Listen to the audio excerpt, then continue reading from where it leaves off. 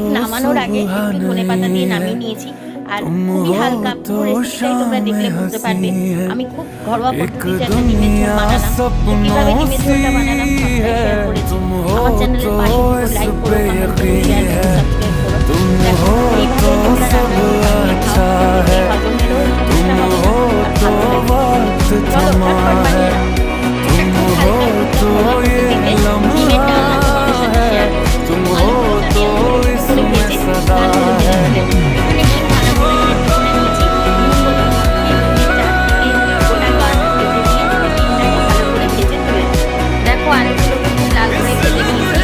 এবার ডিমের গায়ে একদম মশলা মাখিয়ে নুন হলুদ দিয়ে মশলা মাখিয়ে নিয়েছি। আর গাটা ভালো করে কেটে কেটে দিয়েছি, যাতে ঝোলগুলো এর মধ্যে খুব সুন্দরভাবে ঢুকে যেতে পারে। ডিমগুলোকে ভালো করে ভেজে নেব।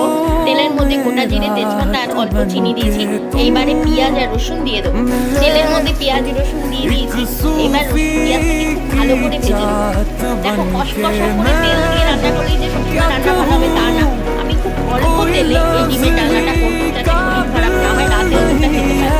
তো আমি খুব ভালো করে পেঁয়াজটাকে লাল লাল করে ভেজে নেব। এই লঙ্কাগুলো ভীষণ ঝাল, তাই আমি এই লঙ্কাগুলোকে দুটো লঙ্কা দিয়েছি, কারণ এগুলো কষতে কষতে না একদম গলে যায়, এটা বিভৎস ঝাল।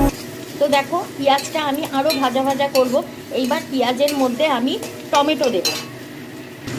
এইবার টমেটো দিয়ে দিলাম। টমেটো দিয়ে আমি নুন আর হলুদ দেব। নুনটা দিলে এবার মজে যাবে। আমি নুন, হলুদ, ধনে গুঁড়ো, জিরে গুঁড়ো দিয়েছি। দিয়ে আবার আমি ভালো করে কষাতে থাকবো। দেখো মশলা থেকে তেল ছাড়তে শুরু করেছে। যেহেতু আমি রাতে রান্না করি না, সেহেতু হয়তো কালারগুলো তোমরা ঠিকমতো বুঝতে পারো না। এর কালারটা কিন্তু সত্যিই খুব সুন্দর হয়েছে। এবার আমি মুখে দিয়ে নুনটা দেখবো আর ঝালটা দেখবো, তখন আমি আদা বাটা দেবো। না হলে আদা বাটা দেবো না, কারণ অতিরিক্ত ঝাল আমরা কেউই খেতে পারি না। তোমরা যারা বেশি ঝাল খাও তারা ওরকম আদা বাটা, কারণ ডিমের ঝোলে আদা বাটা দিতেই হয়, আদা রসুন বাটা। কিন্তু যেহেতু এই কাঁচা লঙ্কাগুলো অসম্ভব ঝাল, সেহেতু আমি আদা বাটাটা এখন দেবো না। আগে একটু টেস্ট করে দেখব যে এটা ঝাল বেশি লাগছে কি না। না, ঝাল সেরম হয়নি। আমি একটু আদা দিলাম, আদার রস না, আদাটাই থেতো করে দিলাম। এবার আমি এর মধ্যে ডিম আর আলুটা দিয়ে দেবো। দিয়ে ডিম আলুটা এর মধ্যে কষিয়ে নেবো। দিয়ে দিয়েছি। যারা ডিম আলু কষা খাবে এরমভাবে অল্প জল দিয়ে মাখা মাখা করে নামিয়ে নিতে পারবে।